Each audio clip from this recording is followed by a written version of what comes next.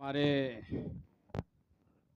शायर इस्लाम आलमी शोहरत याफ्ता शायर जनाब हज़रत मौलाना मुफ्ती नसीमुद्दीन साहब राही फोरबिसगंज जो माँ के ऊपर नज़्म सुना रहे थे। सदर मोहतरम के बयान से क़ब्ल इंशाअल्लाह हज़रत मौलाना ग़ुलाम मोहम्मद वस्तानवी नव्वरल्लाहु मरक़दहू के ऊपर इंशाअल्लाह एक नज़्म पेश करेंगे हज़रत मौलाना मुफ्ती नसीमुद्दीन साहब राही। अब मैं बड़े ही अदब व एहतराम के साथ हमारे इलाक़े के मशहूर व मारूफ़ आलिम दीन हज़रत मौलाना हाफिज़ हसीबुर्रहमान साहब मिफ्ताही सदर जमियत उलमा ब्लाक रानीगंज नाज़िम मदरसा अशरफुल उलूम मिर्ज़ापुर कोठी, मैं उनसे अदब व एहतराम के साथ गुजारिश कर रहा हूँ कि वो तशरीफ़ लाएँ और हज़रत के बारे में कुछ तासुरात से हम सबको नवाजें।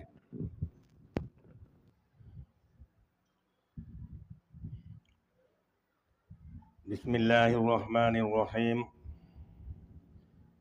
अल्हम्दुलिल्लाहि रब्बिल आलमीन वल आक़िबतु लिल मुत्तक़ीन वस्सलातु वस्सलामु अला सय्यिदिल अंबियाइ वल मुरसलीन व अला आलिहि व सहबिहि अजमईन अम्मा बाद। क़ाल अल्लाहु तबारक व तआला फ़ी कलामिहिल मजीद वल फ़ुरक़ानिल हमीद। अऊज़ु बिल्लाहि मिनश शैतानिर रजीम बिस्मिल्लाहिर रहमानिर रहीम इन्नमा यख्शल्लाह मिन इबादिहिल उलमा। सदक़ल्लाहु मौलानाल अज़ीम।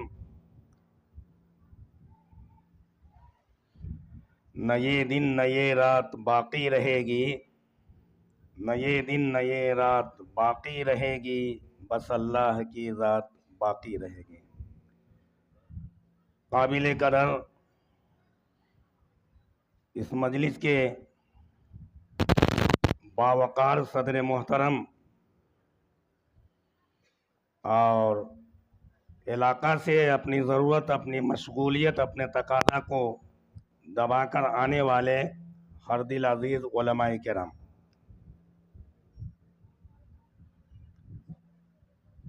इस वक्त मैं अपने अंदर दो पहलू लेकर हाजिर हुआ हूँ और बिला सोचे समझे हाजिर हुआ हूँ, क्योंकि इस इलाका के हर दिल अज़ीज़ मुफ्ती दिलशाद साहब जो बहुत सारे मदारिस मकातिब के ज़िम्मेदार भी हैं, हुक्म हुआ हुक्म की तामील के लिए, वो भी अपने मोहसिन मुशफ़िक साहब के बारे में मालूम हाजिर खिदमत हुआ।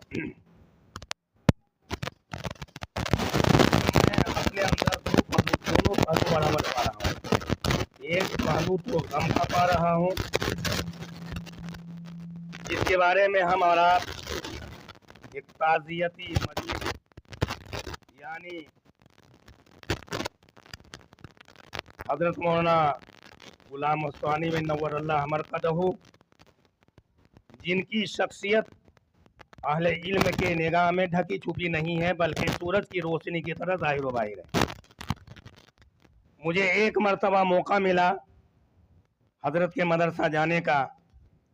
रानीगंज अंसारी टोला जामे मस्जिद में 50,000 की रकम का वादा किए थे और वही रकम लेने के लिए मैं हज़रत की खिदमत में हाजिर हुआ, तो वहाँ जो मैं देखा अजीब नक्शा देखा कि बहुत सारे उलमाए किराम मदारिस के और बहुत सारे आइम्माए किराम मसाजिद के और मकातिब के भी कुछ हजरात तशरीफ़ फरमा थे।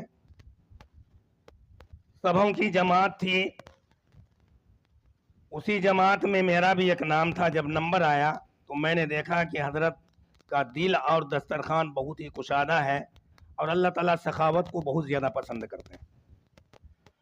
हज़रत की बेशुमार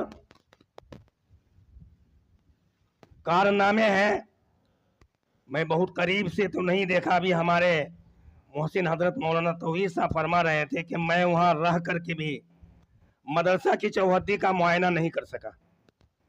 अल्लाह ताला इसका बेहतरीन बदला हज़रत को अता फरमाएगा और सखावत जो मैं उनके अंदर देखा, और दूसरी मुलाकात मधुबनी में हुई, और वहां भी मैंने, क्योंकि ये बोलने वाली बात है नहीं, वहां भी हजरत का एक कारनामा देखा जिससे मेरा दिल खुश हो गया। और उसी की मुनासिबत से मैंने सखावत का ख्याल करते हुए आप हजरात के सामने चंद बातें बतौर तमहीद की अर्ज करना मुनासिब समझता हूँ। क्योंकि बल्ब के सामने चिराग को टिमटिमाना या मोमबत्ती को जलाना मुनासिब नहीं है। हम सबों के मोहसिन और करम फरमा सामने है। मेरे दीनी भाइयों, सखावत का ताल्लुक जन्नत से है, और सखी आदमी बिला हिसाब किताब जन्नतुल फिरदौस में उनका मकाम मिलेगा। और बुखल का ताल्लुक कुफ्र से है, और कुफ्र का ताल्लुक जहन्नम से है। एक मर्तबा हमारे आका मौला हुजूर अकरम सल्लल्लाहु अलैहि वसल्लम की नजर खाना काबा के अंदर एक ऐसे शख्स पर पड़ी जो ज़ारो कतार रो रहा था, चीख रहा था, चिल्ला रहा था, आंखों से आंसू जारी था। हमारे आका जो पूरी दुनिया के लिए रहमत बना करके भेजे गए उसको बुलाए और कहने लगे ये जगह बड़ी कीमती है, तुम्हारी सब दुआ कबूल होगी। कहने लगे हजरत मेरे अंदर एक बीमारी है, वो भी आदतन नहीं फितरतन है कि जब भी कोई साइल मेरे पास आता है मैं उसको देखता हूं तो मेरे आंख में सुर्खी आ जाती है और मैं उस पर टूट पड़ता हूं, बजाय कुछ देने के चंद तमाचा रसीद करता हूं। हमारे आका जो पूरी दुनिया के लिए रहमत बना करके भेजे गए, हमारे आका की आंखों में सुर्खी आ गई और हमारे आका कहने लगे आए बदबख्त बदनसीब, तू मेरे नजर के सामने से हट जा, तू लाख रोएगा, चीखेगा, चिल्लाएगा, तेरे रोने की वजह से दरिया जारी हो जाए और बहुत सारे अशजार उसके किनारे उग जाए और उस दरख्तों पर चिड़िया बैठ करके तुम्हारी मगफिरत की दुआ करे। खुदा पाक की कसम, जब तक तुम्हारे अंदर से बुखल खत्म नहीं होगा अल्लाह ताला तुम्हारी मगफिरत नहीं करेगा। तो हजरत के बुखल के उल्टा जो मैं सखावत देखा, वही सखावत के बारे में मेरे जहन दिमाग में अचानक बात आ गई। तो पहला पहलू जो हजरत की शख्सियत जितनी थी उनके बारे में अभी तफसील से बातें होंगी कि हजरत की शख्सियत बहुत बड़ी शख्सियत थी। ये उम्मत अब यतीम हो चुकी है और इसके बारे में हम और आप अल्लाह ताला से दुआ करें कि अल्लाह ताला उसका नेमल बदल अता फरमाए। और खुशी की बात यह है कि कम वक्त में हमारे इलाका के भी मशहूर मारूफ देखते हैं इमाम और उलमाए किराम मौजूद हैं और हम सबों के मोहसिन मुशफिक करम फरमा हजरत मौलाना तौहीद साहब तशरीफ फरमा है। उनके सामने बोलना मैं मुनासिब नहीं समझता हूँ, इसलिए हम और आप जो भी इस तरह की मजलिस कायम करें अपने दिल को टटोलें, अपने ईमान का एक्सरा करें और सिर्फ अल्लाह के लिए करें, तो इनका जो बदला चाहे जिस काम के लिए करेंगे इसका बदला उसको मिलेगा। हज का मौका से हजरत अब्दुल्ला इब्न मुबारक रहमतुल्लाह अलैह का वाकया बयान करने के बाद मैं अपनी जगह ले लूंगा।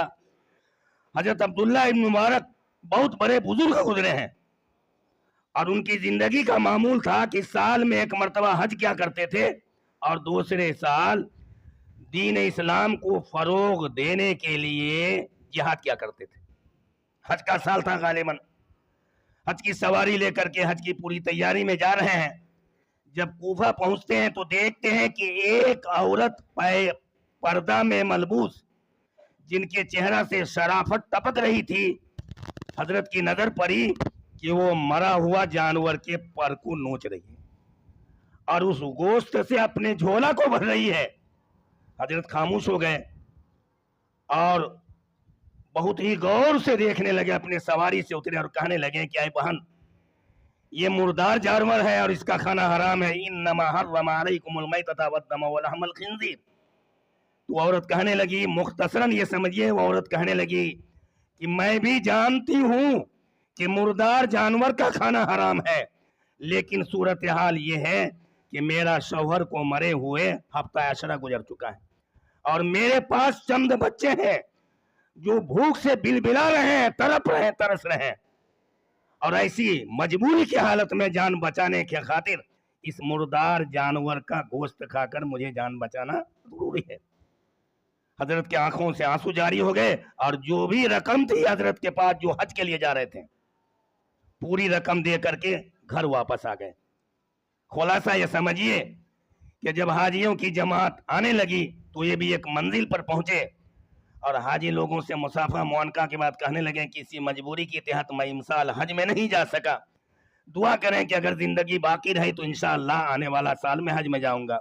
उस जमात में से कोई कहने लगे हजरत आप बड़ी किस्म बयानी से काम ले रहे हैं, मैं जिस वक्त पत्थर मार रहा था उस वक्त आप मेरे दाएं तरफ थे। दूसरे हाजी कहने लगे कि जिस वक्त मैं हजर असवद को बोसा ले रहा था उस वक्त आप मेरे आगे थे। अब ये हजरत हैरान परेशान घर वापस लौटे। रात में जब सोए, खुलासा ये समझिए कि तमाम नबियों के नबी हमारे नबी आका मौला हुजूर सल्लल्लाहु अलैहि वसल्लम ख्वाब में तशरीफ लाए और अब्दुल्ला इब्न मुबारक से कहने लगे, क्या है अब्दुल्ला इब्न मुबारक, मैं तुम्हारे हज की कबूलियत के लिए कितने गवाह पेश करूं? हकीकत यह है कि जिस औरत की तूने मदद की, इखलास के साथ मदद की। बात इखलास के बारे में आई थी। अल्लाह ताला हम लोगों की रियाकारी, मक्कारी, शोहरत, नाम और नमूद को इखलास से बदल दे और गैबी नुसरत व मदद फरमाए। तो कहने लगे हमारे आका मौला हुजूर सल्लल्लाहु अलैहि वसल्लम कि देखो जिस औरत की तूने मदद की वो मेरे खानदान की औरत थी। जब तूने उसकी मदद की वो खुश होकर के अल्लाह ताला से दुआ की कि ऐ मेरे खालिक व मालिक, इसने मेरी मदद की है और बड़ी बेचैनी परेशानी की हालत में मदद की है। ऐ मेरे अल्लाह, ये अब्दुल्ला इब्न मुबारक जैसा शक्ल सूरत एक फरिश्ता पैदा फरमा दे जो अब्दुल्ला इब्न मुबारक की तरफ से हज करता रहे और इसका सवाब इसके नामा आमाल में दर्ज होता रहे। तो ऐ अब्दुल्ला इब्न मुबारक, तुमने इखलास के साथ वो काम किया था और उस औरत की दुआ कबूल हुई और तुम्हारे शक्ल सूरत जैसा एक फरिश्ता अल्लाह ने पैदा किया जो हाजी लोग तुम्हारी गवाह दे रहे हैं। बहरहाल बात जरा बढ़ती जा रही है। मैं हजरत के सामने ज्यादा बात करना मुनासिब नहीं समझता हूँ।